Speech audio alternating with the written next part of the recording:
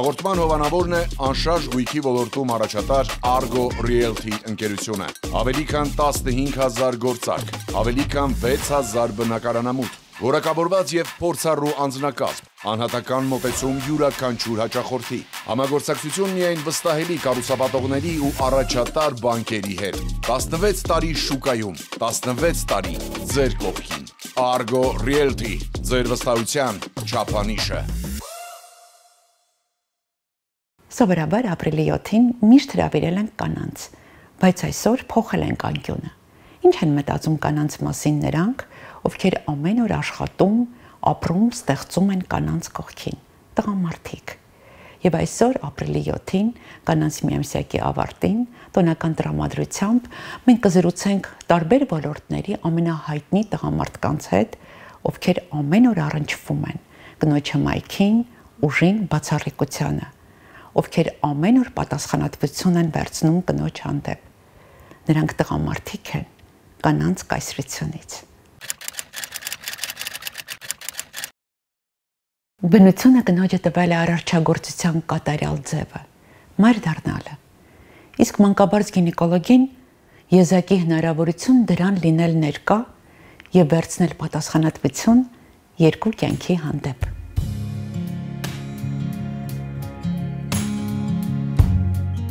Հայտնի մանկաբարձ գինեկոլոգ Նորայր Ղուկասյանին վստահում են հազարավոր կանայք։ Նրա փորձն ու նվիրվածությունը տարիների ընթացքում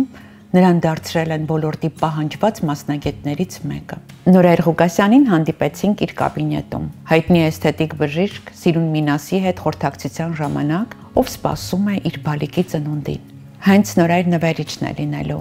այդ հիշարժան պահի ուղեկիցը։ Առաջին հղիության ժամանակ իրականում ոնց որ կողքից տարբեր խորհուրդներ ես լսում,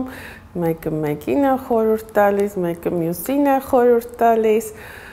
բայց իմ կարծիքով բժշկին պետքա բացի որակավորումներից եւ իհարկե մասնագիտական առանձնահատկություններից եւ այլն, պետքա ընտրել մարդ։ Ես այդ ժամանակ միշտ ասում եմ, պետք է նենց մարդ ընտրեմ, որ երեխես առաջինը իրանա տեսնելու։ Ես այդ բանով էի, ոնց որ չափորոշիչով էի բանանում։ Իմ համար այդ առաջին կերպարը, մարդ կերպարը եւ այդ բանով, որ իմ երեխան առաջին այդ մարդուն է տեսնելու, ու նաեւ ինձ դուր են գալիս թեթև մարդիկ։ Մարդ, որը պրոֆեսիոնալ է ու ավելնորդ չի ծանրացնում, այն ինչ որ պետք չի ծանրացնել։ Ու մի քանի հոգու խոսացել էի,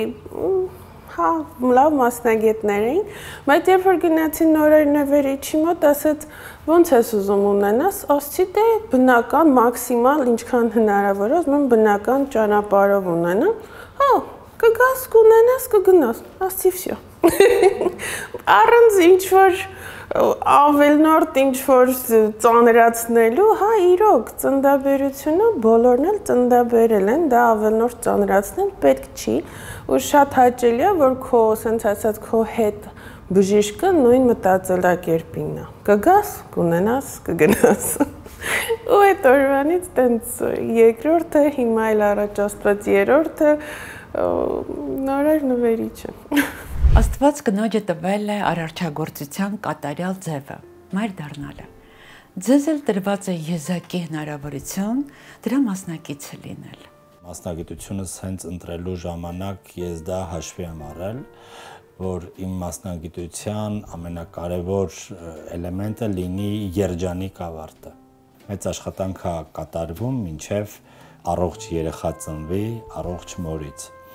Մի հետաքրքիր զգացողություն է դա, երբ որ դու վերցնում ես ձեռքդ կյանքի սկիզբը, երբ որ դու առաջինն ես գրկում ընտանիքի առաջնեկին կամ երկրորդ զավակին եւ այլն։ Եվ դա մի զգացողություն է, որ ունենալով մեծ բառապաշար հիմա իմ բառերը չեն հերիքում, թե ես ինչ եմ զգում այդ րոպեին, եւ դա է ինձ մոտիվացնում, որ ես աշխատում եմ անընդհատ, աշխատում ու հասկանում, որ նույնիսկ այսքան աշխատել չի կարելի։ Բայց դուք պատասխանատվություն եք կրում երկու կյանքի հանդեպ՝ մոր եւ երեխայի։ Այո, բարդ մասնագիտություն, որտեղ երկու կյանքի հետ է աշխատում մանկաբարձ գինեկոլոգը, մոր եւ նորածնի եւ մեծ պատասխանատվությամբ մենք մոտենում երկուսի առողջությանն էլ մեզ համար չկա մի արտահայտություն, որ ոչինչ երկրորդ անգամ լավ կլինի, մենք մաքսիմալիստ ենք եւ յուրաքանչյուր երջանիկ սկիզբ ուզում ենք ավարտենք երջանիկ ավարտով։ Այդ դեպքում այն կարևորագույն հատկանիշը, որ ձեզ պետք է ձեր աշխատանքում։ Մանկաբարձ գինեկոլոգը, այսինքն իմ նման բժիշկը, պետք է ունենա մի քանի կարևոր առանձնահատկություն հաջողության հասնելու համար։ Նախ պետք է լինի կիրթ եւ գրագետ։ Պետք է անընդհատ աշխատի իր վրա։ Երկրորդը պետք է լինի մեր մասնագիտության մեջ գերուշադիր։ Պետք է ունենա հզոր պատասխանատվություն։ Պետք է աշխատի ժամացույցի վայրկյանին համապատասխան, որովհետև մեր ուշացած 1 րոպեն կարա անգամ խնդիր լինի, կյանքի ուշացում լինի եւ ճակատագրական ավարտ ունենա։ Ձեր անուն հայրանունը Նորայր նվերիչ, արդեն բրենդ է, եւ ձեզ վստահում են բազմահազար կանայք։ Այս զգացողությունը, որ դու պահանջված մասնագետ ես։ Այո, շատ է արծարծվում իմ անուն հայրանունը, բայց ես գտնում եմ, որ այդ անուն հայրանունը դա երկարատև աշխատանքի, նվիրված աշխատանքի արդյունքն է, բայց համենայն դեպս ես չեմ կարծում, որ դա բավարար է, եւ ես աշխատում եմ այն ավելի ու ավելի մեծ պատասխանատվությամբ տանել, որովհետեւ առաջի հերթին իմ անվան հետ անընդհատ հայրանունս է։ Մենք մի եզակի մասնագիտություն ունենք, որ երբ տալիս են քո անունը, ապա հայրանունդ միշտ հետն է։ Առավել ևս ես շատ երիտասարդ տարիքում եմ կորցրել հորս եւ մեծ պատասխանատվությամբ այդ նվերիչ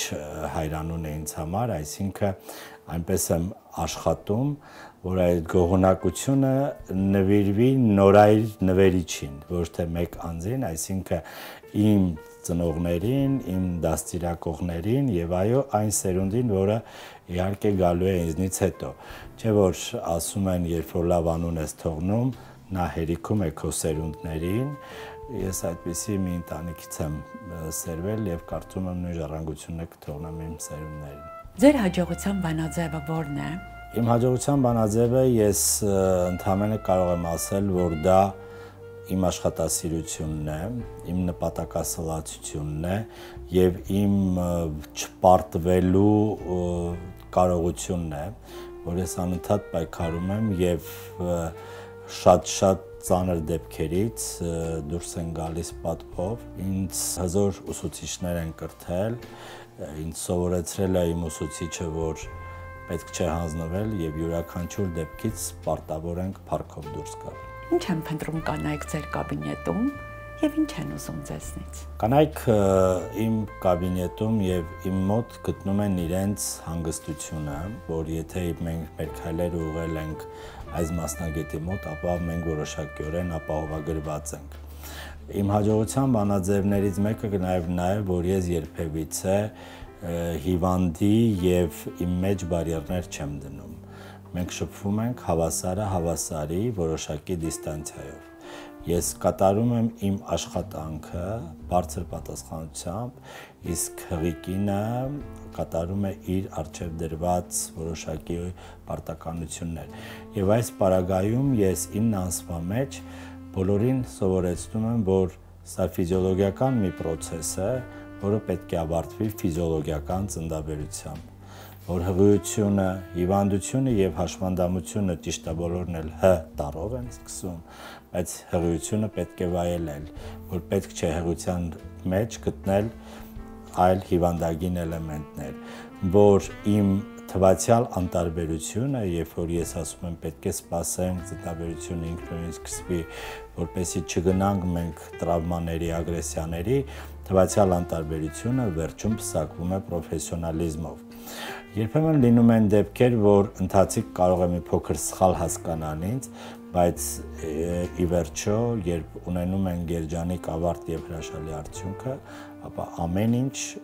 լինում է ճիշտ տեղում եւ ճիշտ ժամանակին։ Կանանց որ սովորույթը կամ վերաբերմունքը իրենց առողջության հանդեպ կուզենայիք փոխել։ Կան կանայք, որոնք շատ սխալանկյան տանք են նայում իրենց առողջությանը, անընդհատ փորձում են հիվանդություններ փնտրել։ Ես կարող եմ համարել երջանիկ բժիշկներից եմ, որ աշխատում եմ առողջ կոնտինգենտի հետ։ Ես երջանիկ բժիշկներից եմ, որ աշխատում եմ միջին տարիքի հետ, որտեղ չկան շատ ուղեկցող, շատ հիվանդություններ եւ բարդություններ, եւ ես կանանց միշտ կոչ եմ անում՝ դեռ կհասցնեք հիվանդանալ։ 70-ամյակը դեռ շատ հեռու չէ,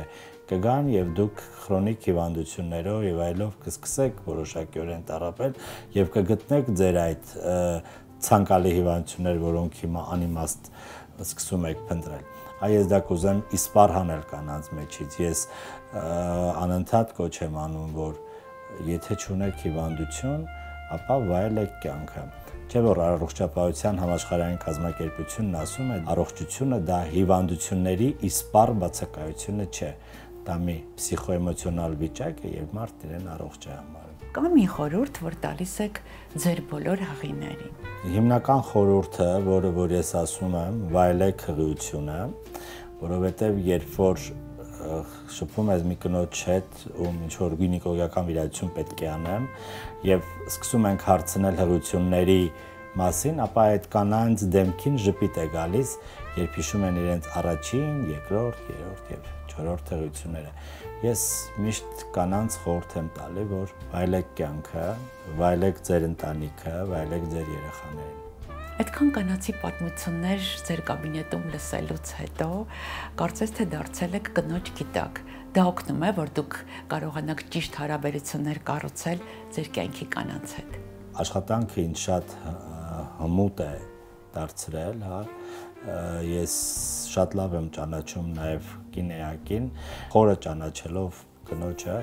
ես նաև խնդիրներ չունեմ իհարկե առաջերտին իմ ընտանիքին, խնդիրներ չունեմ նաև մորս հետ եւ նաև այն կանանց հետ, ում նույնիսկ ես առօրյա աշխատանքային process-ում ես անընդհատ առնչվում եմ։ Իսկապես, եթե գինեկոլոգը թարգմանենք կնախտաբան, կնագետ, ժամանակի ընթացքում հավատացեք, որ մենք դառնում ենք կնագետ, նույնիսկ սկսում ենք մոլեկուլար մակարդակով ճանաչել կինեակին։ Ինչն է առաջինը նկատում կնոջ մեջ։ Առաջինը կնոջ գեղեցկությունն եմ նկատում։ Կնոջ կարևորագույն հատկանիշը։ Նվիրվածությունը։ Ինչ պետք է անել կնոջ սիրտը շահելու համար։ Ընդհանրապես սիրել կնոջը։ Ուժեղ կին, թե նուրբ։ Իրանք երկուսը համադրելի են ինձ համար։ Ձեր կյանքի կարևորագույն կանայք։ Դե առաջինը մորս եմ տեսել, երկրորդը կնոջս, իսկ հիմա նաև աղջիկներս։ Կին, ով ամենաշատն է ոգեշնչում։ Իմ կյանքում շատ կանայք են ինձ ոգեշնչել տարբեր ասպարեզներում, եկեք այդ հարցին չպատասխանեմ։ Ինչն է կնոջ գլխավոր ուժը։ Համբերատարությունը, նվիրվածությունը եւ լսելու կարողունակությունը։ Գեղեցկությունը, առողջությունը եւ ինքնավստահությունը կարևոր արժեքներ են յուրաքանչյուր կնոջ կյանքում։ Երբեմն ավելորդ կիլոգրամները ազդում են դրանց վրա։ Հայտնի վիրաբույժ Լևոն Գրիգորյանին հազարավոր կանայք վստահում են իրենց առողջությունը եւ փոխում իրենց կյանքի որակը։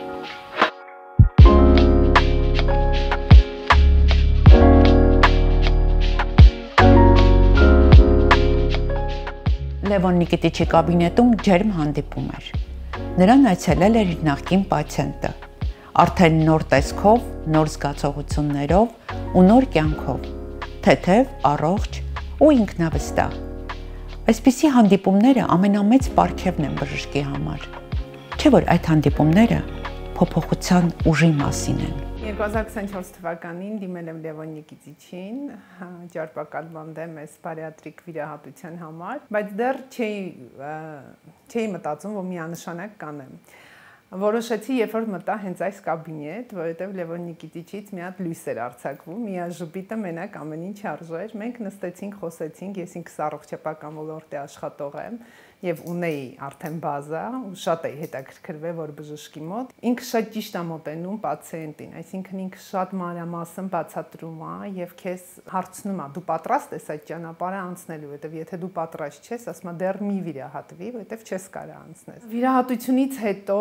2 էջանոց թերթով ամեն ինչը մանրամասն գրած, որ օրը ինչ պետք է ուտել, քանի գրամից պետք է սկսել, ոնց անել, այդ ամեն ինչը քեզ տրվում է եւ բացատրվում է եւ դու անդադ կապի մեջ ես քո բժշկի հետ։ Մեկ տարվա ընթացքում ես գցել եմ 52 կիլոգրամ քաշ, ապրելակերպս փոխվել է լրիվ, առողջականս ամենաառաջինը, որովհետեւ ես ինքս 18 ցուցանիշ ՏՏԳ-ով եկել եմ վիրահատության, դա խայտարակտիվ է, հիմա իմ ցուցանիշը 1.5-2-ի մեջ է տատանվում։ Իմ ամեն ինչն է փոխվել, իմ տեսքը, քայլելը, ոտքերի ցավ, մեջքի ցավ։ Առաջինը, որ պետքա լինի բուժարու եւ բժշկի մեջ, դա վստահություն պետքա լինի։ Ես հենց մտել եմ այս սենյակ, մի անգամից ոնց որ լրիվ վստահել եմ իրան ու չեմ սխալվել, տենց է մինչեւ հիմա գնում է։ Լևոն Նիկիտիչ անուն հայրանունը այսօր բրենդ է արդեն ոլորտում եւ ձեզ վստահում են հազարավորները։ Այ զգացողությունն է, որ դու շատ պահանջված մասնագետ ես։ Դա մի կողմից իհարկե լավ է եւ ցանկացած մասնագետ կարծում եմ, ով փորձում է կարողանալ իր ոլորտում, ձգտում է հենց դրան։ Երևի դա է մասնագիտության գեներալային աստիճանը, կարծում եմ։ Բայց ամեն շքանշան 2 կողմ ունի եւ կայացած ասելով շատ մարդիկ տեսնում են դրա մեջ շքանշանի այդ փայլուն կողմը, բայց շքանշանը հակառակ կողմը նույնպես ունի։ Ես իհարկե ուրախ եմ, որ դուք եք այդ գնահատականը տալիս, որ բուժարուներն են այդ գնահատականը տալիս, որ իրականում ես կարողանում եմ մարդկանց այդքան օգտակար լինել եւ այդքան պահանջված լինել, բայց մի կողմից էլ մի քիչ էլ տխրում եմ, որովհետեւ իրականում չեմ կարողանում հասնել իմ բալիկների, իմ ընտանիքի հետ շատ ավելի ժամանակ անցկացնել։ Դուք խոսեցիք մեկ զողողության մասին, դա այն զողողությունն է, որ պետք է տաս լավ մասնագետ դառնալու համար, այսինքն անձնական կյանքի բաժնից վերցնես։ Այ մնացած այն ամենը, ինչ ձեզ բերել հասցրել է այս հաջողության ճանապարհին, հա, հաջողության բանաձևը։ Դեք ինչ, երևի թե առաջինը ես պարտական եմ իմ գեներին եւ իմ ծնողներին, որովհետեւ իմ ծնունդն է կանխորոշել իմ ճանապարհի սկիզբը։ Իհարկե դրանից հետո այն դաստիարակությունը եւ կրթությունը, որը որ ես ստացել եմ, որովհետեւ երևի թե ես իմ ընտանիքում եթե չտեսնեի իմ ծնողների օրինակը, չնայած մենք չունենք բժիշկներ մեր շարքերում, ես միակն եմ դեռ որ, բայց ապրելու այն ձևը, ապրելու այն գաղափարախոսությունը, որոնք որ իմ մեջ դրել են իմ ծնողները եւ ես տեսել եմ, ընդօրինակել եմ նրանցից, դա ճանապարհի սկզբի շարունակությունն է։ Չեմ կարող իհարկե չասել, որ ես ինձ համարում եմ աշխատասեր մարդ եւ ինձ համարում եմ պատասխանատու մարդ, միգուցե միտեղ անգամ էլի ինձ վնասող մի ուղղություն է դա կամ բնութագիր է, բայց ես փորձում եմ ամեն ինչը հասցնել կատարյալի աստիճան։ Ինչքան հնարավոր է, բնականաբար ես արդեն այս տարիքում հասկանում եմ, որ կատարյալ բաները կյանքում քիչ են, բայց մենք պետք է փորձենք հասցնենք մեր հնարավորությունների սահմանում դա կատարյալի։ Իհարկե հաջորդը դա կրթությունն է, որը ես ստացել եմ եւ իմ ընտանիքի այն մեծ աջակցությունը, որը որ ինձ հասցրել է այնտեղ, որտեղ ես կամ, բայց ես հեռու եմ այն մտքից, որ այս ճանապարհը արդեն կայացել է եւ ճանապարհը դեռ շատ անցնելու տեղ ունի, շատ կատարելագործվելու տեղ ունենք, շատ ավելի լավանալու տեղ ունենք, շատ ավելի մեծ բաներ անելու անհրաժեշտություններ կա, փոխելու անհրաժեշտություն կա, ստեղծելու անհրաժեշտություն կա եւ դա դեռ շարունակվում է, կարծում եմ սա դեռ սկիզբն է։ Ձեր այցելուների մեծ մասը կանայք են, չէ՞։ Ստատիստիկորեն կոնկրետ ինձ եւ իմ թիմին ավելի շատ դիմում են կանայք, բայց պետք է ասեմ, որ տղամարդկանց քանակությունը նույնպես տարեց տարի ավելանում է եւ տղամարդիկ նույնպես հայ տղամարդ են, նույնպես դուրս է գալիս այն կարծրատիպից, որ ամոթ է գնալ վիրահատվել, որպեսզի առողջությունը վերականգնել, չէ։ Կամած իհարկե դա ժամանակի խնդիր է, դա երկար աշխատելու կարիք ունեցող խնդիր է, որտեղ մարդը պետք է հասկանա, որ հիվանդությունը բուժելը ամոթ չէ։ Ինչ են փնտրում կանայք ձեր կաբինետում, երբ գալիս են բարյատիկ վիրահատության եւ ինչ են ուզում ձեզնից։ Գիտեք, ինչ շատ բարդ հարց եք տալիս իրականում։ Երևի հարց, որը ունի միանշանակ պատասխան։ Ես պետք է ասեմ, որ ամեն դեպքում ցանկացածը փնտրում է եւ գնում է ինչ որ մի իր պատկերացրած այսպես կոչված իդեալական գաղափարի, իդեալական կառուցվածքի, իդեալական առողջության ետևից, բայց պետք է ասեմ նաև, որ շատ են նաև այն դեպքերը, երբ պացիենտների մոտ ճարպակալումը ինքն իրենով փոխկապակցվում է կյանքի տարբեր էտապներում առկա տարբեր խնդիրների հետ, տարբեր ոչ միայն առողջական, տարբեր անհաջողությունների, միգուցե վերաբերմունքի բացակայության, միգուցե ծուր հայացքների, հա, շտկելու նկատի ունեմ, շատ տարբեր են իրականում դրանք։ Եվ պետք է ասեմ, որ յուրախություն մեզ մեծամասամբ, երբ որ կինը վերականգնում է իր արտաքին տեսքը, հաղթահարում է ճարպակալման բարդույթը, որովհետև սա առաջնահերթն է ինչքան էլ որ մենք բան անենք, իհարկե կան պացիենտներ, ովքեր ես ասացի առողջության հետևից են նաև գալիս, բայց երբ որ կինը հաղթահարում է այդ արտաքին տեսքի հետ կապված բարդույթները, նա դառնում է ավելի ինքնավստահ, նա դառնում է ավելի ուշադրության կենտրոնում գտնվող, նա կապը հասարակության ընտանիքի հետ շատ ավելի սերտանում է եւ կարծում եմ, որ դրանց մեծ մասը այս իսկ խնդիրը լուծելով լուծում են իրենց հիմնական խնդիրների մի մասը։ Դիտարկելով այդ ձեր կաբինետի կանանց պատմությունները, կարող եք ասել ինչ դեր ունի ինքնավստահությունը կնոջ կյանքում եւ ձեր միջամտության դերը այդ առումով։ Գիտեք ինչ, ես իմաստով ես շատ երջանիկ եմ զգում։ Փորձեմ բացատրել ինչի։ Անգամ չեք կարող պատկերացնել, թե որքան շնորհակալական նամակներ կամ զանգեր եմ ստանում, որքան այսպես ասած փոփոխված կյանքերի վերաբերող նկարներ եմ ստանում, որքան դեպքերի վերաբերյալ արձագանքներ եմ ստանում եւ էլեմենտար անպտղություն ունեցող կանայք դառնում են մայր, երջանկանում են։ Կին, որը որ տարիներ չի կարողացել հիանալ, բալիկներ ունենալ, վայելել մայրության բերկրանքը, մեկ էլ հոպ կան այսպիսի արդեն կանայք, ովքեր երկրորդ, երրորդ բալիկներ ունեն մեր շրջապատում։ Այնպես որ այս էներգիան, որ ես ստանում եմ, դա բավականին մեծ է եւ դա շատ մոտիվացնող է եւ դա հենց այն ապացույցն է, որ մենք ճիշտ ենք աշխատում։ Բազմիցս կարող եք ուղղակի դրսում հետեւել գեր եւ ոչ ինքնավստահ մարդկանց, ովքեր փորձում են իրենց հայացքները թաքցնել հասարակության հայացքներից, փորձում են այսպես ասած անկյուններով անցնել, որոշակի կոմպլեքսավորվածություն ունեն, շփման մեջ շատ սահմանափակ են, ինքնամփոփ են, խուսափում են անգամ տնից դուրս գալուց, խուսափում են մարզասրահ գնալուց, դրանք շատ են։ Այնպես որ բացի ֆիզիկական, էսթետիկ առողջությունից, հոգեկան առողջությունը նույնպես բավականաչափ վերականգնվում է եւ մարդկանց մոտ այսպես ասած ռեստարտ է լինում։ Շատ մարդիկ կան այդպես։ Ես չեմ ասում, որ բարիատրիկ վիրաբուժությունը, մետաբոլիկ վիրաբուժությունը այսօր 100%-ով լուծում է այս խնդիրը։ Ցավոք սրտի ոչ։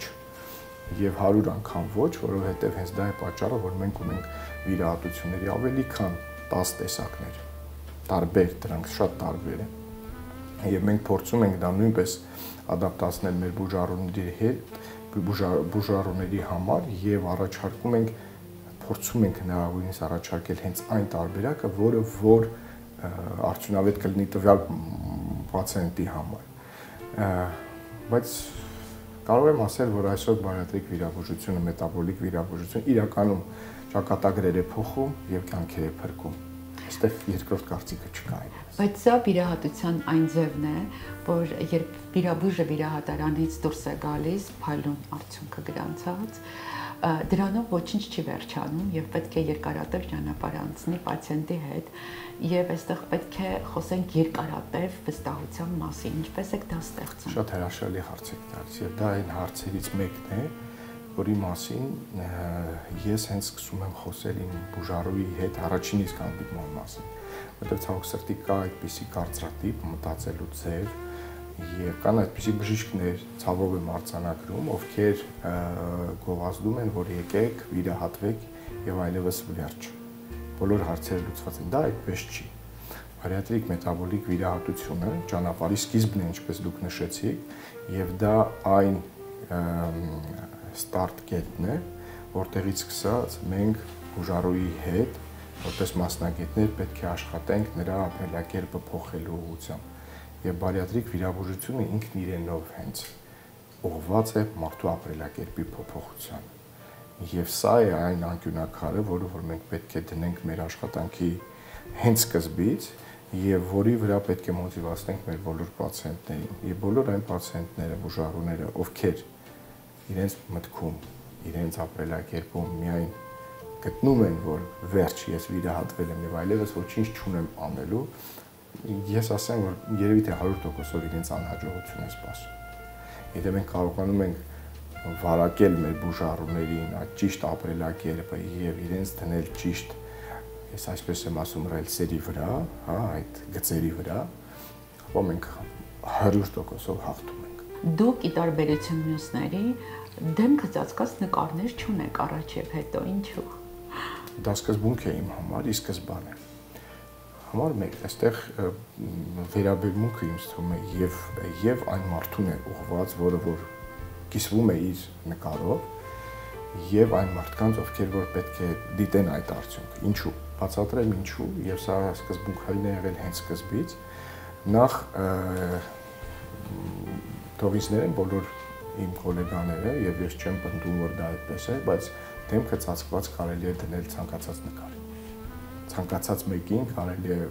երկու տարբեր մարդկանց դնել տարբեր շորերով նիհարգեր, եւ դա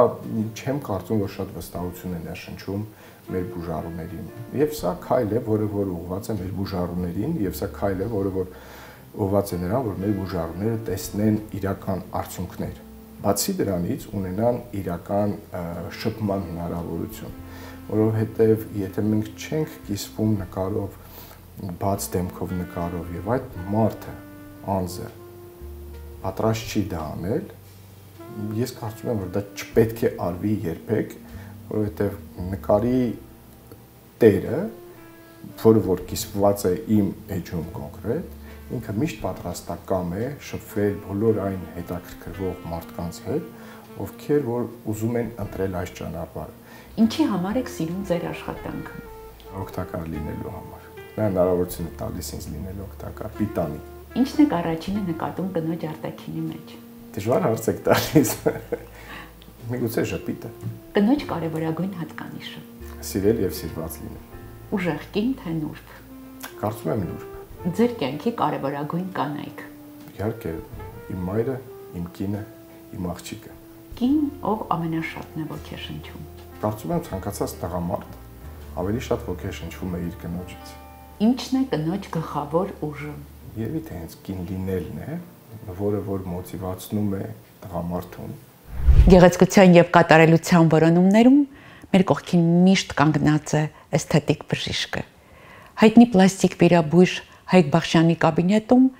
միշտ հյուսվում են պատմություններ կանանց երազանքների, որոնումների, փոփոխությունների եւ նոր հնարավորությունների մասին։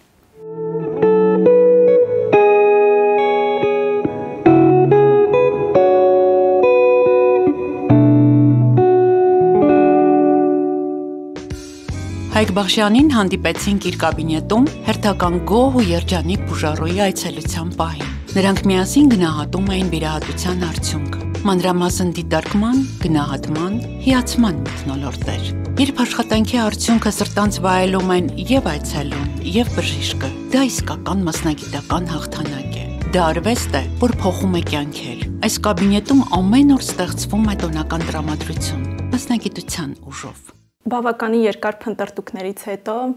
լավ եւ դրական կարծիքներ լսելով ընտրեցի հենց Հայկ Բախշյանին, մոտեցա կոնսուլտացիայի, հստակ եւ գրագետ պատասխաններ ստացա,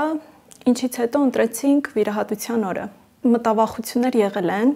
Բայց երբ հասկանում ես, որ բժիշկը ունի երկար տարիների փորձ, այսինքն վարպետ է իր աշխատանքում, միանշանակ այդ վստահությունը ավելի շատ է լինում։ Բավականին լավ տրամադրվածությամբ եմ գնացել վիրահատության, որ կստանամ այն արդյունքը, ինչի որ այդքան երկար սպասել եմ։ Իսկ վիրահատությունից հետո, երբ քեզ տեսնում ես հայելու մեջ, ավելի կատարյալ, ավելի ինքնավստահ, միանշանակ զգացողությունները ել ավելի կրկնապատկվում են։ Եթե մարդիկ ուզում են վիրահատության գնալ, միանշանակ պետք է ընտրեն լավագույնին, իսկ այս պարագայում իմ համար լավագույնը բժիշկ Հայկ Բախշյանն է։ Պարոն Բախշյան, ինչ են փնտրում կանայք ձեր կաբինետում եւ ինչ են ուզում ձեզնից։ Կարծում եմ իրենց երջանկությունը, գեղեցկությունը, ավելի անթերի տեսքը, ինքնավստահությունը, որը հնարավոր է լինում ստանալ մեր վիրահատությունների միջոցով։ Զգացողությունը, որ դուք շատ պահանջված մասնագետ եք։ Զգացողությունը ավելի պարտավորեցնող է, ավելի զգուշավոր ես դառնում, որպեսզի սխալներ թույլ չտաս, քանի որ արդեն ունես բավականին ճանաչված անուն, ավելի դժվար է լինում։ Իսկ այ ամենակարևորը, հա, ձեր մասնագիտության մեջ դա որն է։ Ամենակարևորը, կարծում եմ, դա բարձր պատասխանատվությունն է։ Իսկ ինչն եք ամենաշատը սիրում ձեր աշխատանքի մեջ։ Երբ որ տեսնում եմ իմ երջանիկ պացիենտներին։ Ամենաթրենդային 3 վիրահատությունները այսօր։ Մեր պրոֆիլում կարծում եմ ամենաթրենդային վիրահատություն դա ռինոպլաստիկան է, հետո աչքերի ձգումը, հիմա շատ թրենդային է, եւ արդեն ընդհանուր դեմքի ձգման մասն է խոսքը։ Իսկ ձեր սիրած վիրահատությունը։ Քթի վիրահատությունը։ Այ պատասխանատվությունը կարծում եմ կրկնակի է, երբ երկրորդային է, չէ, վիրահատությունը քթի։ Այո, երկրորդային, երրորդային, արդեն վիրահատված քթերի պարագայում մի քանի անգամ բարձր է պատասխանատվությունը, թե որպես մասնագետ վիրահատության ընթացքի ու բարդության հետ կապված, նաև հաշվի առնելով պացիենտի հոգեբանական վիճակը, որովհետև իրենց համար էլ մի քանի անգամ ավելի ծանր է նորից դիմել նույն վիրահատությանը եւ անցնել այդ նույն ճանապարհը։ Երբևէ դուք մտածել եք, թե ինչու են ձեզ վստահում։ Ձեզ շատ են վստահում։ Կարծում եմ մտածելու բան չկա, որովհետև այդ ամեն ինչը ձևավորվել է տարիների աշխատանքի արդյունքով։ Կանանց հիմնական վախերը կապված էսթետիկ միջամտությունների հետ եւ ինչպես եք դուք հաղթահարում դրանք։ Վախերը բաժանվում են երկու տեսակի, կան վախեր, որոնք իրականում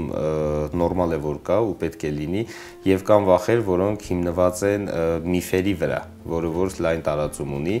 Այն վախերը, որոնք որ հիմնված են միֆերի վրա, մենք բացատրում ենք մեր պացիենտներին, որ դրանք իրականում չկան ու չարժե դրանց համար վախենալ, իսկ այն նորմալ վախերը, որոնք որ իրականում կան ու կարող են լինել, դրանք վիրահատություններից հետո առաջացող բարդություններն են ու կան բարդություններ, որից ապահովագրվել չի լինում, դրանք մենք մանրամասն բացատրում ենք եւ տեղեկացնում ենք մեր պացիենտներին, որ կարող են լինել այսինչ հնարավոր բարդությունները։ Կարծում եմ դա ավելի ճիշտ է, որպեսզի նախապես իմանան եւ տրամադրված լինեն։ Եթե ինչ որ դեպքում լինի բարդություն, իրենք արդեն տրամադրված լինեն, որ կարող է լինել, բայց կան նաեւ այդ բարդություններից խուսափելու եւ նաեւ լինելու պարագայում այդ բարդությունները շտկելու տեսակներ։ Ես գիտեմ, որ առաջին հանդիպմանը ներկա է լինում ձեր այցելում դուք եւ Հայելին եւ սիրում եք երկար ու մանրամասն զրուցել։ Ինչի մասին է զրույցը։ Մեր համար ամենակարևորը այդ զրույցի նաև որպեսզի մենք հստակ հասկանանք ինչ է ուզում մեր պացիենտը ու ինչի փոփոխության համար է նա դիմել։ Օրինակ կոնկրետ եթե վերցնենք նույն քթի վիրահատությունը, իմ համար մի քանի անգամ ավելի հեշտ է, երբ որ ես տեղեկացված եմ լինում մեր պացիենտի ցանկության մասին ու հստակ ինքը ինչ պատկերացում ունի ու ինչ տեսակի քիթ է նախընտրում։ Դա մի քանի անգամ ավելի հեշտացնում է մեր աշխատանքը, որովհետեւ մենք չմտածենք, այ օրինակ եթե այսինչ ֆորման ստանանք մեր պացիենտին դուր կգա, թե դուր չի գա։ Դրա համար երկար զրույցը ու շատ ժամանակ լինում է դեպքեր, երբ որ պացիենտը զրույցի ժամանակ է հենց կողմնորոշում ավելի հստակ հասկանում ինչ տեսակ է ուզում կամ ինչ չափի փոփոխություն է ցանկանում։ Փոխվել են արդյոք կանանց պահանջները վերջին տարիներին։ Մասամբ փոխվել են, մասամբ ոչ, կա մի հատված կանանց, որոնք որ ավելի նախընտրում են ավելի բնական փոփոխություններ, այսինքն լինեն փոփոխություններ, բայց որոնք հիմնականում ավելի շատ լուծում են տարիների ընթացքում առաջացած փոփոխությունները դեմքի ու ցանկանում են ուղղակի ավելի երիտասարդ երևալ ու երիտասարդանալ եւ կա հակառակ հատվածը, որոնք որ ավելի շատ ցանկանում են արհեստական դեմք, ավելի բարբի դեմք, այդպես են հիմա անվանում դրան, ավելի շատ բարբի դեմք են ցանկանում, այսինքն թե քիթը, թե աչքերի ձևը, հա, ավելի կլոր աչքեր ուզում են ավելի նշաձև լինի, ձգված լինի, ավելի դեմքը արհեստական լինի։ Կա նաև այդ հատվածը, որոնք որ այդպես են ցանկանում։ Էսթետիկ միջամտությունը արդյոք միշտ արտաքին գեղեցկության մասին է, թե այն ունի ավելի խորը ազդեցություն, այսինքն ինքնավստահության վրա։ Ես կարծում եմ, եթե ինքը ավելի խորը խնդիր չառաջացնի, այսինքն չազդի մարդու ինքնավստահության վրա, ինքնագնահատականի վրա, մեծ մասը չեն դիմի էսթետիկ միջամտության։ Հիմքը հենց դա է, պատճառը դա է լինում, երբ որ դիմում են էսթետիկ միջամտության։ Ու էսթետիկ միջամտությունը արդեն լուծում է ոչ միայն էսթետիկ խնդիրը, նաև մարդու հոգեբանական խնդիրը։ Մարդու ինքնագնահատականն է բարձրանում, ավելի անթերի տեսք է ունենում։ Ձեր զգացողությունը, երբ ձեր կաբինետի դուռը կինը փակում է ժպիտով։ Այդ ժամանակ եւս մեկ անգամ համոզվում ես, որ դու քո աշխատանքը շատ լավ ես անում։ Իսկ ո՞րն է սահմանը չափի մեջ մնալու եւ չափը անցնելու։ Սահմանը հստակ չեմ կարող նշել, բայց իրականում դա գոյություն ունի։ Ես աշխատում եմ հիմնականում այդ սահմանը անցնողների ուղղակի չվիրահատել կամ գործ չունենալ, որովհետև դա արդեն խոսում է հոգեբանական խնդիրների մասին, որով ճիշտ կլինի մենք չզբաղվենք։ Ձեր հաջողության բանաձևը։ Կարծում եմ շատ աշխատել։ Ինչն է առաջինը նկատում կնոջ արտաքինի մեջ։ Դեմքի թերությունները։ Կնոջ կարևորագույն հատկանիշը։ Կանացիությունը։ Ձեր կյանքի կարևոր կանայք։ Մայրս, կինս, քույրս։ Ուժեղ կին թե նուրբ։ Ուժեղ։ Ինչ պետք է անել կնոջ սիրտը շահելու համար։ Դա մի հատ մեծ փաթեթ է։ Ըստ ձեզ բոլոր ժամանակների ամենագեղեցիկ կինը։ Ըստ ինձ Մոնիկա Բելուչին։ Ինչպես երջանկացնել կնոջը։ Սիրել։ Մենք կարող ենք հագնել ամենաշքեղ զգեստը, կրել ամենաթանկարժեք զարդերը, բայց այդ ամենը կհավասարվի զրոյի, եթե մեր ժպիտը չմերկացնի երկու շարք ձյունաճերմակ ատամներ։ Ահա թե ով է ատամնաբույժը կնոջ կյանքում։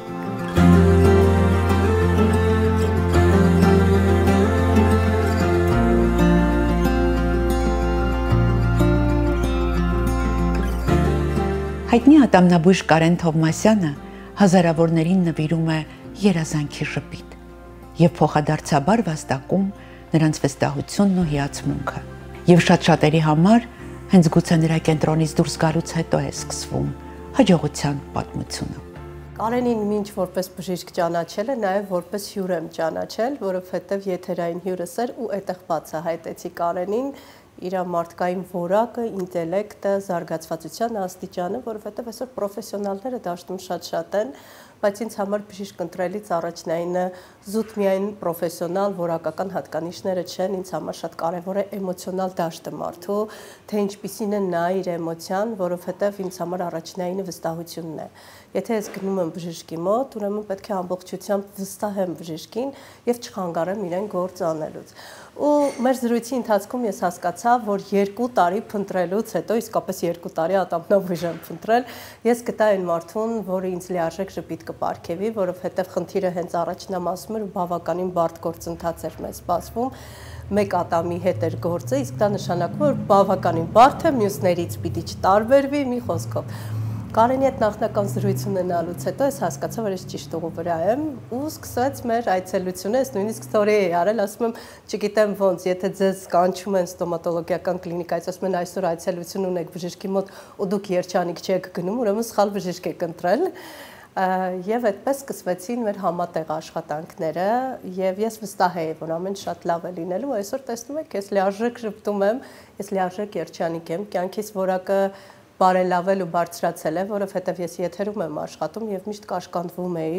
լիաթոք ժպտալուց, իսկ այսօր ես կարող եմ ժպտալ ու անվերջ ժպտում եմ, դա միայն Կարենի շնորհիվ է։ Նրա ոսկի ձեռքերի, համբերատարության, հոգատարության, ու պրոֆեսիոնալ համատեղ աշխատանքի շնորհիվ, որովհետև ինքն բացառիկ մարդկանցից է, որ իր համար կարևոր է թիմային աշխատանքը։ Ես տեսնում եմ, թե որքան սերտորեն է աշխատում ատոմնատեխնիկի հետ, մյուս իր գործընկերոջ հետ, որպեսզի իրենք համատեղ ուժերով կարողանան ստանալ իդեալական արդյունք, եւ ստացան։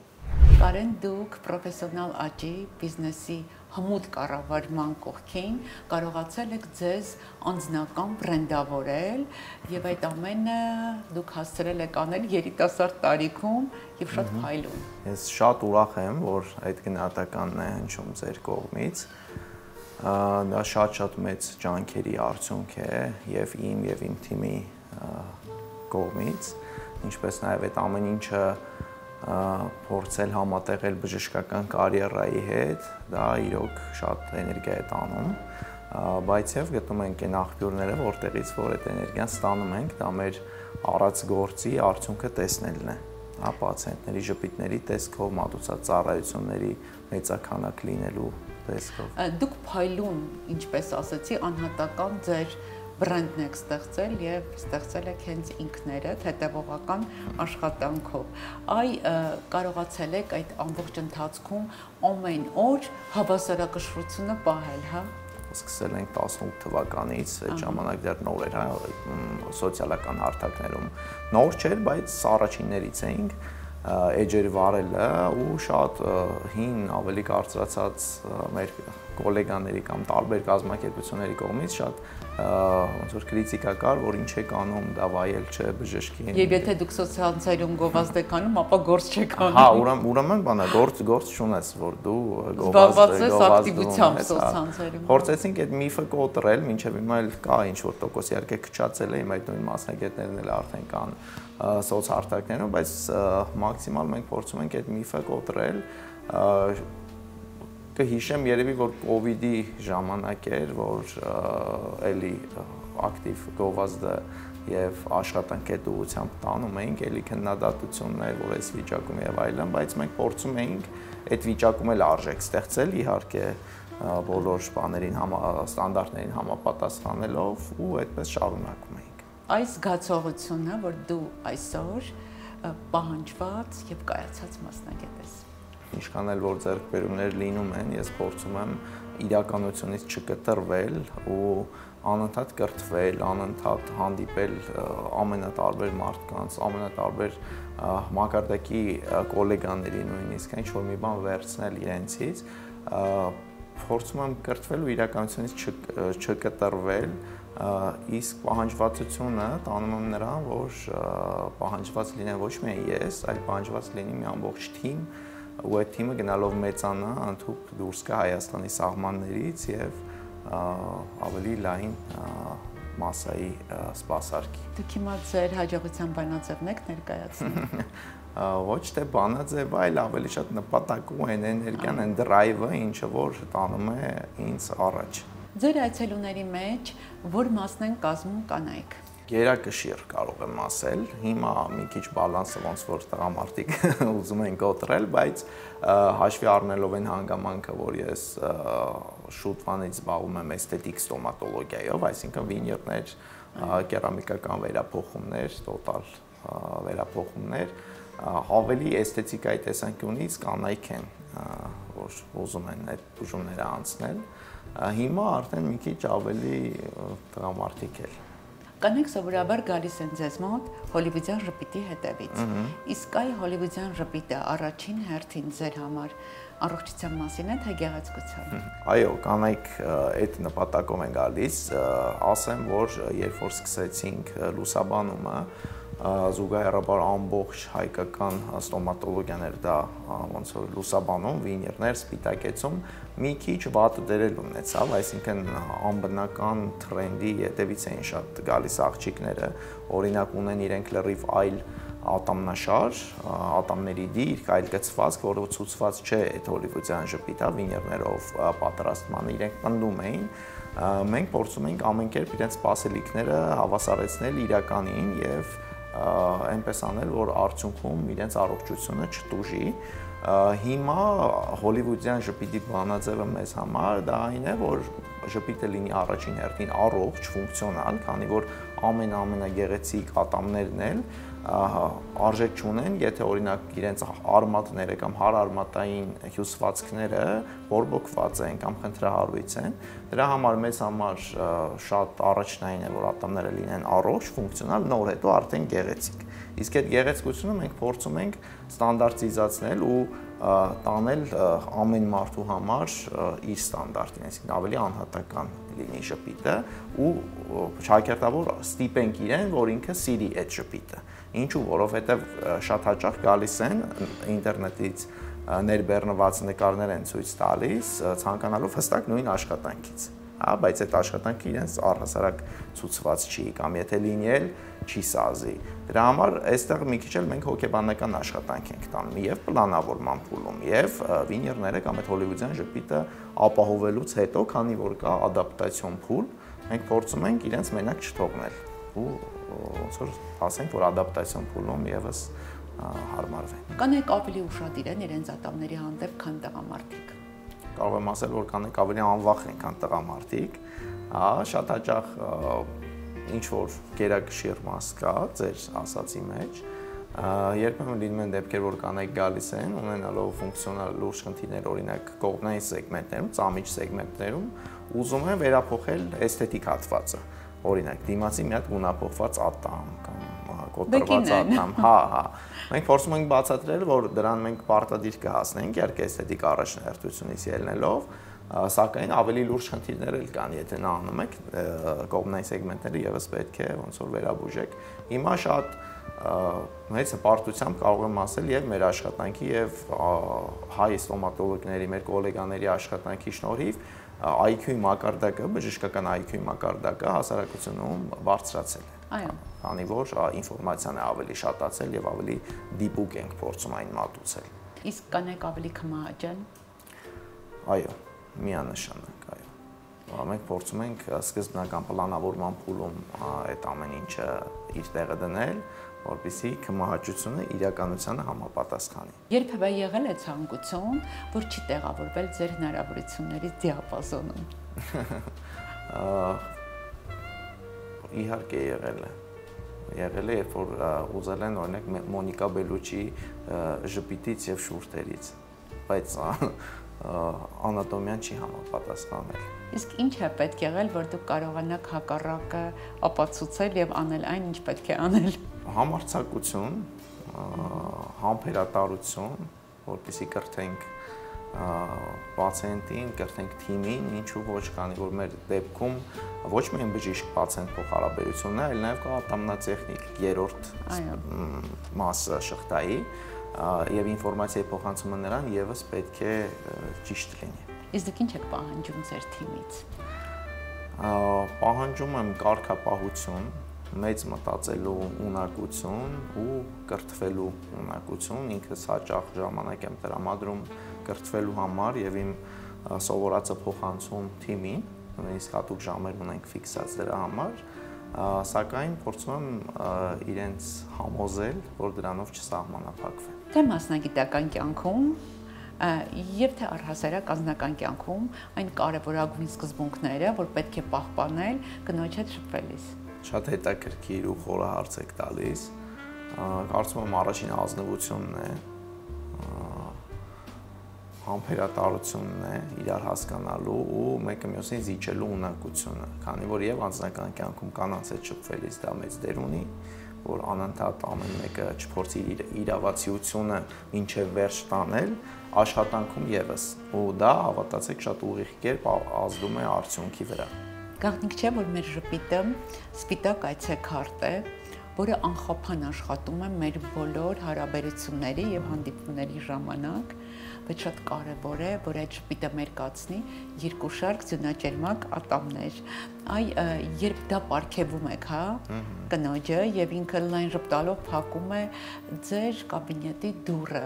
դուք պատկերացնում եք, թե ինչ ահռելի մեծ փոփոխություններ եք կատարել իր կյանքում։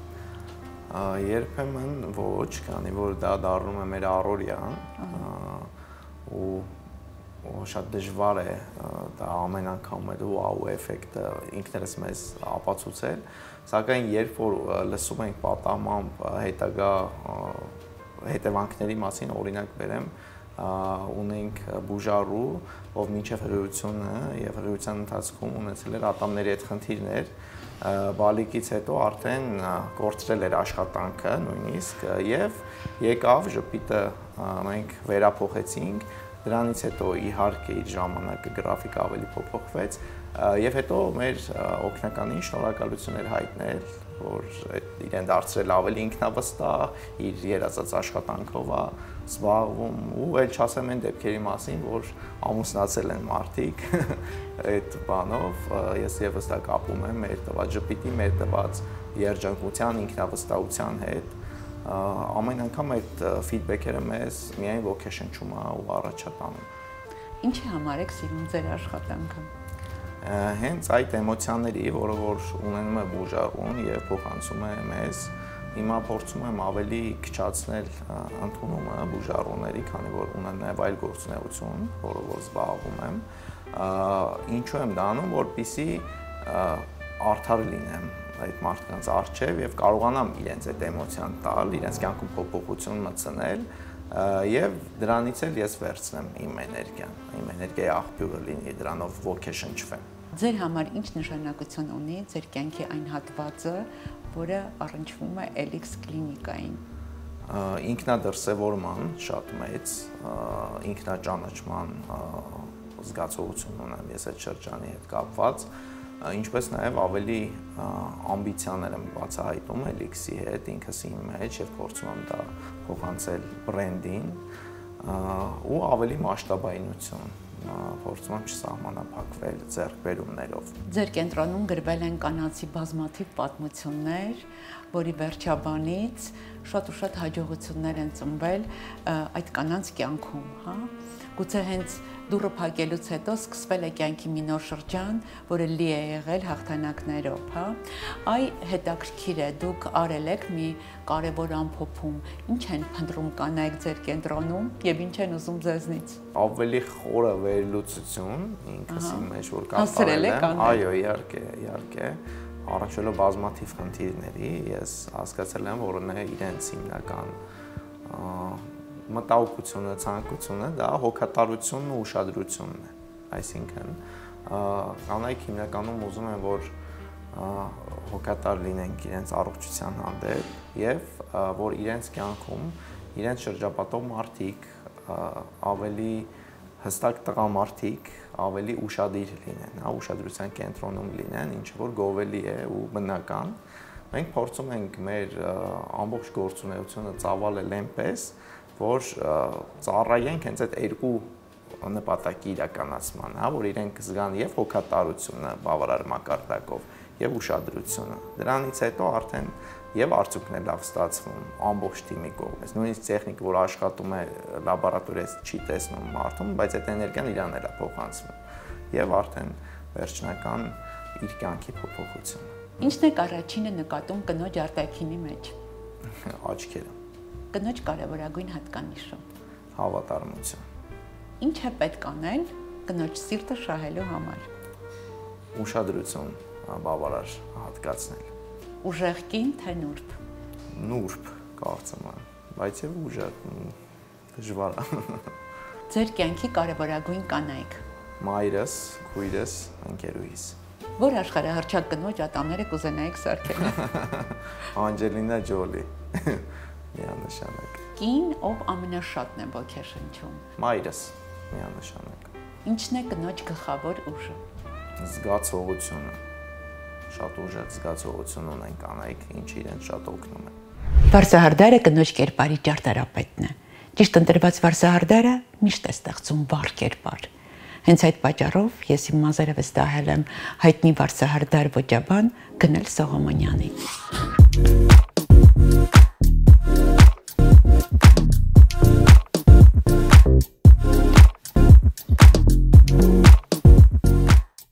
Գնելի մոտ վարսահարդարումը պարզապես պրոցես չէ,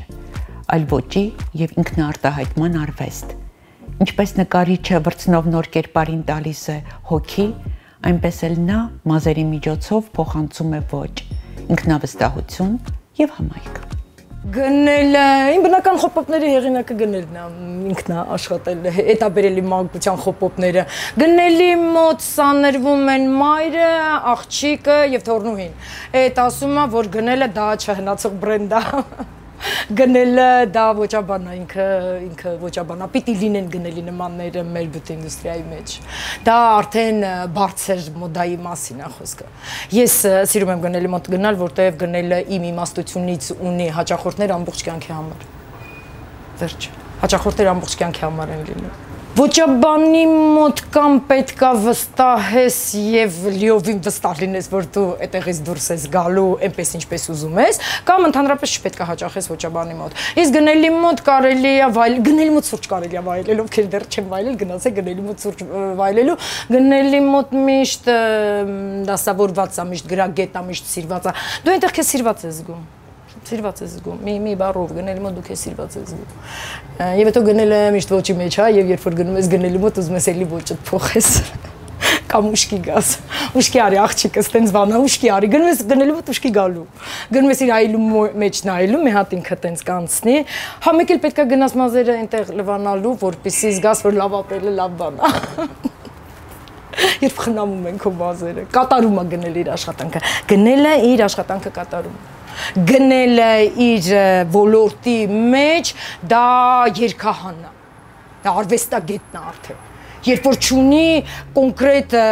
կտրվածքներ, նա ունի քո սանրվածքը, քո հոգու, քո նման մարդու սանրվածքի մասին է խոսքը։ Դա քո անձի մասին է, այլ ոչ թե կառեներ, կարճ, շերտեր, ոչ։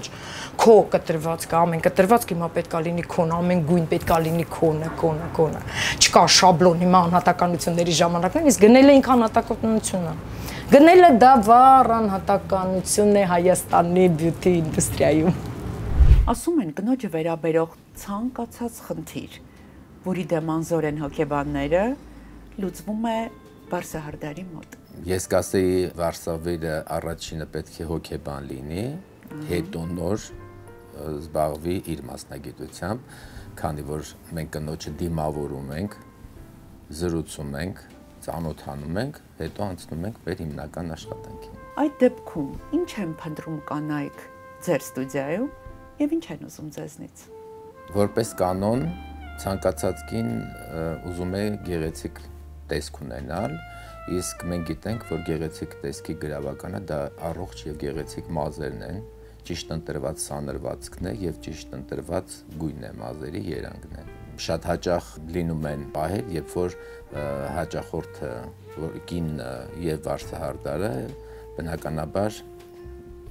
չեն համաձայնվում սկզբից, իհարկե ճիշտ մոտեցման դեպքում այնպես ենք անում, որ կանայք գոհ եւ ուրախ հեռանան մեր ստուդիայից, մեր սալոններից եւ ընդհանրապես։ Լավ, իսկ այդ պատմությունները, հա, ստուդիայում կանանց պատմությունները ավելի շատ գեղեցկության մասին են, թե ինքնավստահության։ Ցանկացած ինքնավստահություն բխում է մարդու ներսից։ Թե կին, թե տղամարդ, ինձ թվում է, եթե ներսից ինքնավստահ են, իրենք ներսից գեղեցիկ են, բարի են, ապա արտաքինը նույնպես կկարողանա համապատասխանել։ Այդ դեպքում մենք ներկայացնենք ձեր այցելուների հոգեբանական կերպարը։ Ինչպիսի կանայք են դիմում ձեզ, ինչ-որ բան միավորում է իրենց։ Ես հյուրեր եմ ավելի շատ ասում, քան հաճախորդներ, որտեղ ես եւ ընկերներ եմ բավականին երկար ժամանակ մենք աշխատում ենք իրար հետ։ Իրենք տարբեր են, բայց միևնույն ժամանակ շատ նմանություններ ունեն։ Տնօրեններ են, դասախոսներ են, բժիշկներ են, ուսուցչուհիներ են եւ ցավոք սրտի չունեմ տնային տնտեսուներ, որպեսզի կարողանամ համեմատել իրենց տարբերությունը։ Գնել դուք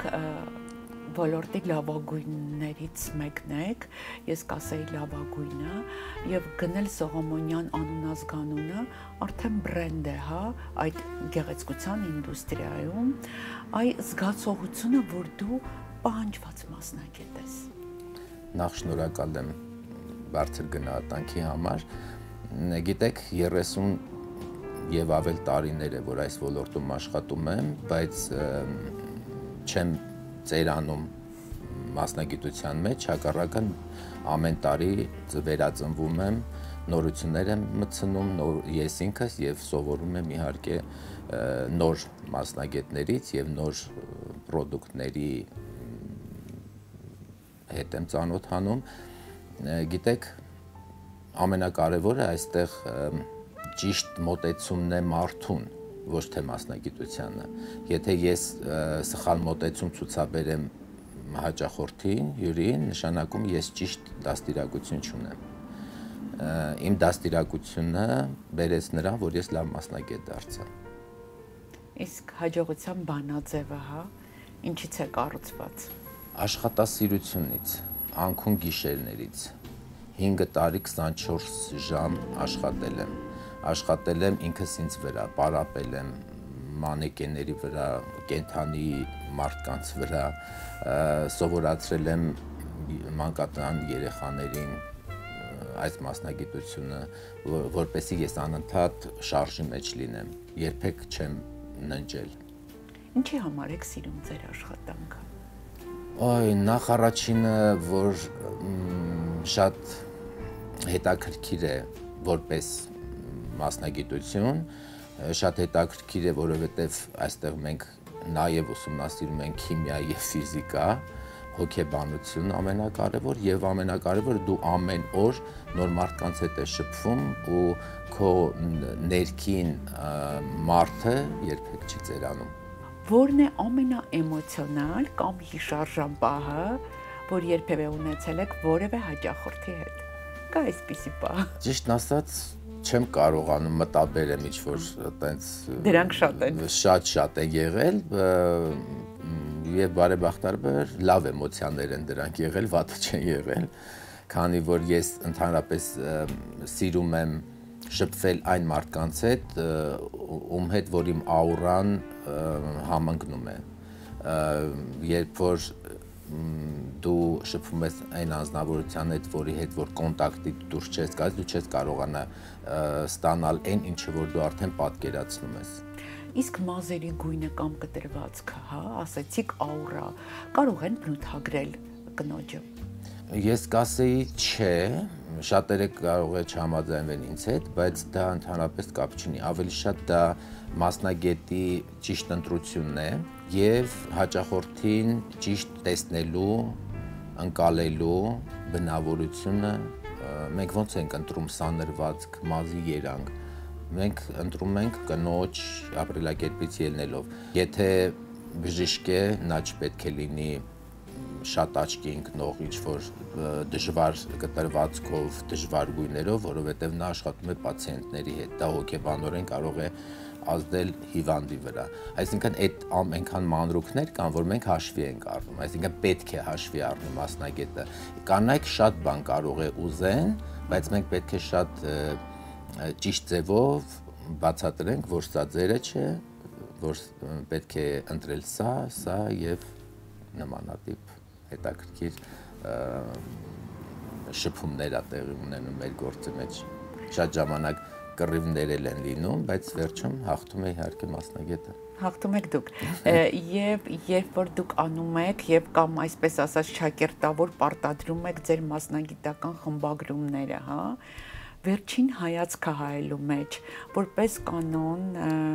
որն է լինում կնոջ գոհունակություն։ Ասում եմ, այս սրիկան ինչպես միշտ ճիշտ էր։ Ասում են նոր կերպար, նոր ոճ, նոր կյանք, հա։ Վարսահարդարի դերը այդտեղ շատ մեծ է, չէ՞։ Ոճաբան Վարսահարդարի։ Այո, որովհետև եթե կինը Վարսահարդարի ընդհանրապես գեղեցկության սրահից հեռանում է երջանիկ, ապա նրան շրջապատող բոլոր մարդիկ երջանիկ են։ Եթե կինը մտնում է սալոն վրդովված ինչ-որ մի բանից, մենք չգիտենք ինչից, բայց մենք էներգետիկորեն պետք է զգանք, որ այդ մարդուն մեր օգնությունն է պետք։ Նախ առաջինը մի 5 րոպե զրուցում ենք, սուրճ ենք հյուրասիրում, խոսում ենք մեր խնդիրներից մի թեթև, որպեսզի նա հասկանա, որ իրեն վիճակն այլ ավելի գերազանց է, քան մերը, ու սկսում ենք արդեն հանգիստ աշխատել։ Աշխարհահռչակ, որ կնոջ մազերը կուզենայիք ձևափոխել։ Այ, ձևափոխել չէի ուզենա։ Կամ հարդարել։ Բայց ինձ համար միջազգային, այսպես ասեմ, կնոջ կերպար, որպես ճիշտ մեծացող կին, դա Դեմի Մուրն է, այդ ալյանատյուրել վիճակը շատ եմ սիրում, ցանկացած կնոջ մեջ, որ ամեն ինչը չափի մեջ է գեղեցիկ, երբեք պետք չէ չափերը անցնել ու ինձ թվում է նա այդ կանանցից մեկն է։ Որ կտրվածքը երբեք գնել դուրս չի գա նորաձևությունից։ Սազող, ճիշտ ընտրված կտրվածքն առաջա, եթե մենք կնոջ կերպարը ճիշտ ենք հասկանում ու ընտրում ենք կտրվածքը, ապա այդ կտրվածքը ամենանորաձևն է եւ ամենագեղեցիկը։ Ինչն է առաջինը նկատում կնոջ մեջ։ Առաջինը գնահատում եմ մազերը։ Կնոջ կարևորագույն հատկանիշը։ Համեստությունը։ Ինչ պետք է անել կնոջ սիրտը շահելու համար։ Շփտալ։ Ուժեղ կին թե նուրբ։ Ուժեղ կին։ Ձեր կյանքի կարևորագույն կանայք։ Մայրս, աղջիկս եւ թոռնունիս։ Կին, ով ամենաշատն է ոգեշնչում։ Մի քանի կանայք կան, որոնք որ իմ հաճախորդների հենց շրջանից են, կուզենայի այդպիսի կանանցով շրջապատված լինել։ Լուսանկարիչն այն մարդն է, ով կարող է օգնել կնոջը, տեսնել եւ սիրել իրեն այլ կերպ։ Մի ճիշտ լուսանկար կարող է փոխել վերաբերմունք, առաջին հերթին սեփական անձի հանդեպ, որովհետև լուսանկարը պարզապես պատկեր չէ, այլ հարաբերություն, կնոջ եւ լուսանկարչի միջեւ։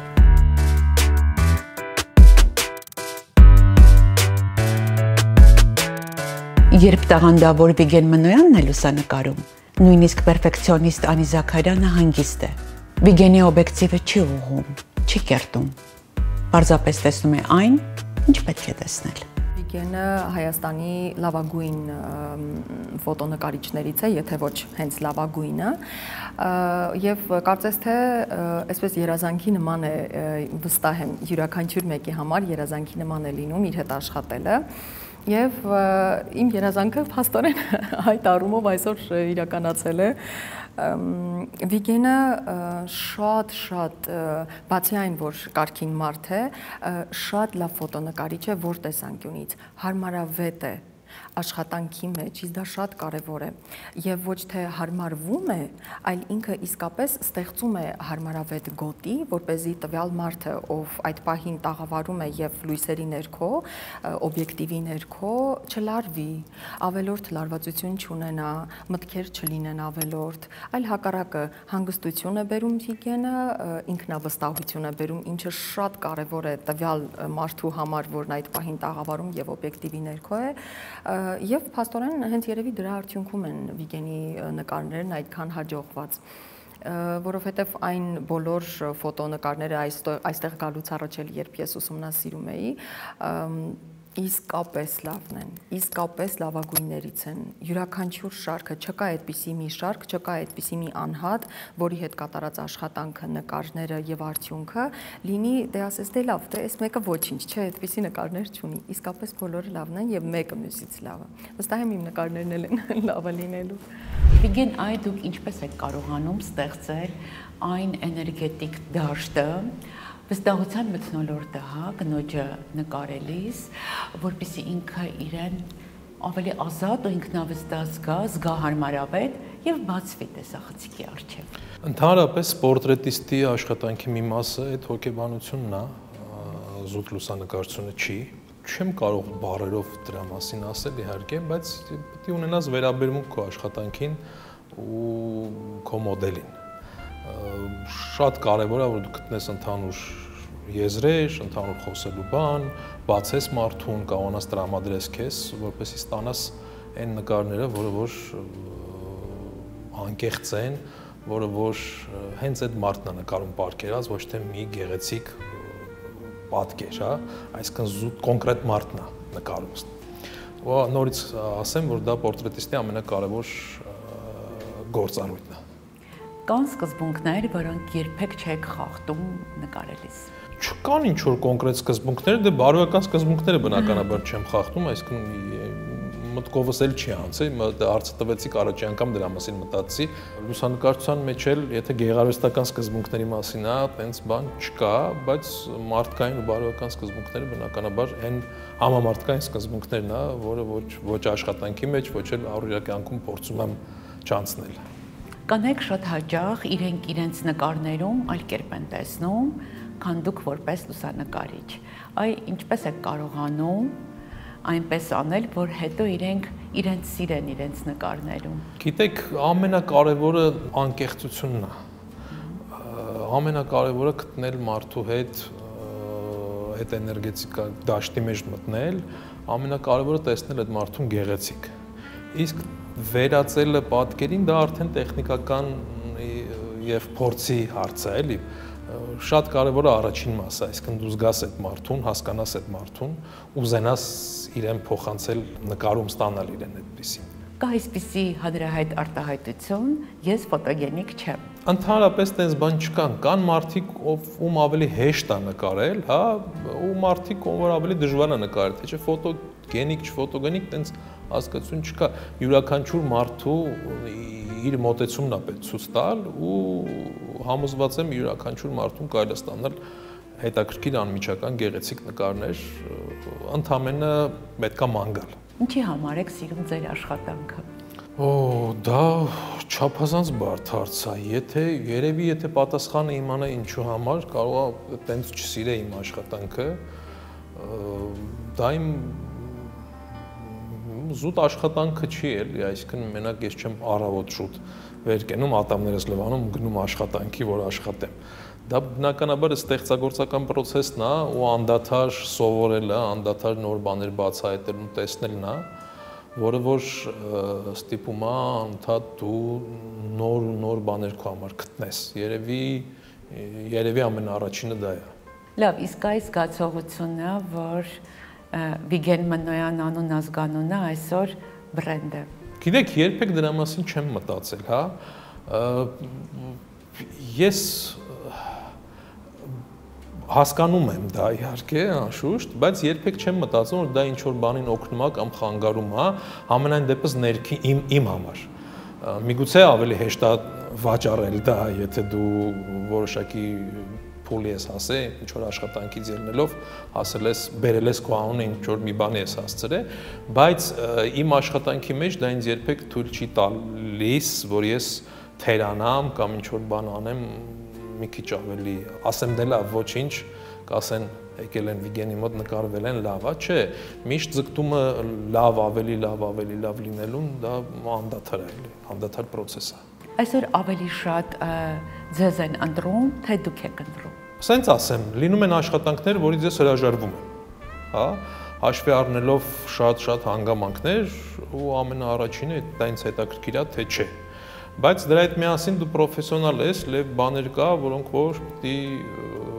քեզ էլ ընտրեն բնականաբար ու դու բավարարես պատվիրատուի ցանկությունները։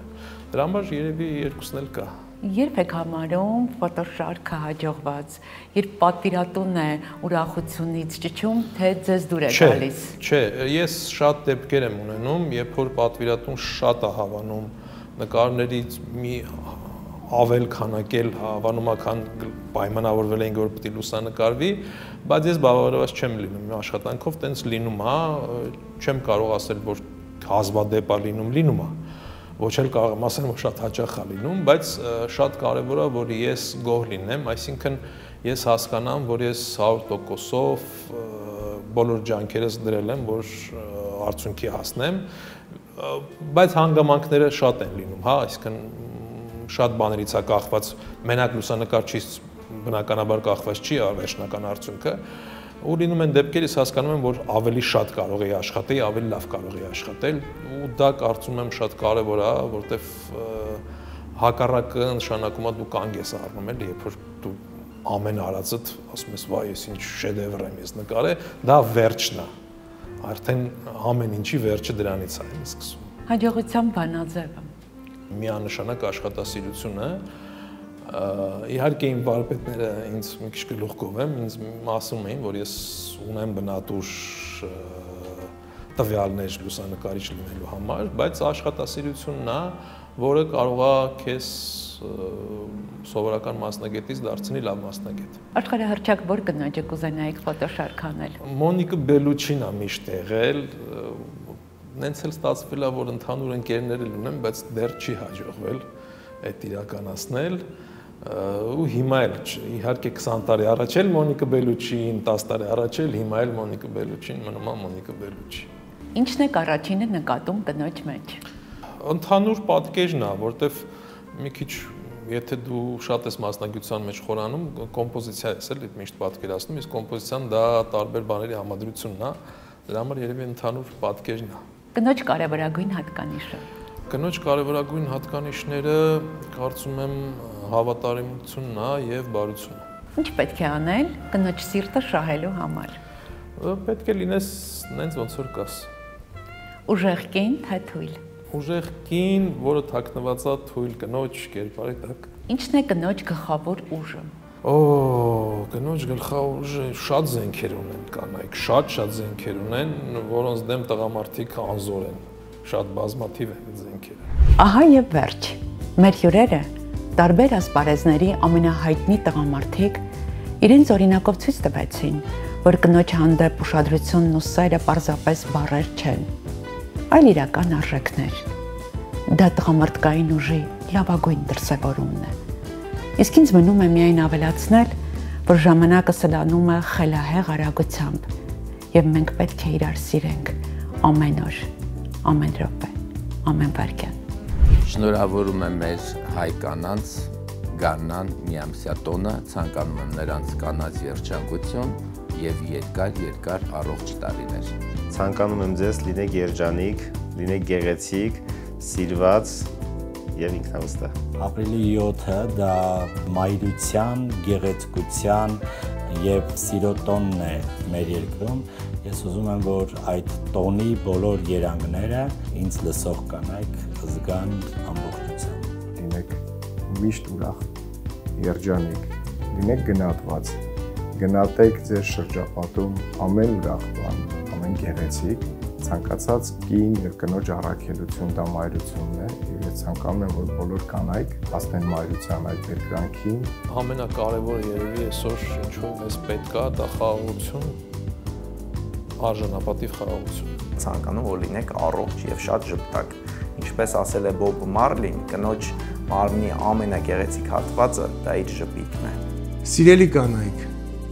թող ձեր տոնը չսկսվի մարտի 8-ին եւ ավարտվի ապրիլի 7-ին։ Թող ամեն օր ձեր համար մեծ տոն լինի։ Յուրաքանչյուր կին միշտ ուզում է կողքին ունենալ ուժեղ եւ կայացած տղամարդ։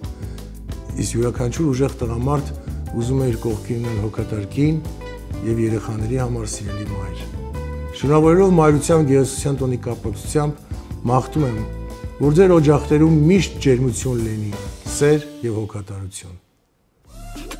Հաղորդման հովանավորն է անշարժ գույքի ոլորտում առաջատար Argo Realty ընկերությունը։ Ավելի քան 15000 գործարք, ավելի քան 6000 բնակարանամուտ, որակավորված եւ փորձառու անձնակազմ, անհատական մոտեցում յուրաքանչյուր հաճախորդի, համագործակցություն միայն վստահելի կառուցապատողների ու առաջատար բանկերի հետ։ 16 տարի շուկայում, 16 տարի ձեր կողքին։ Argo Realty, ձեր վստահության չափանիշը։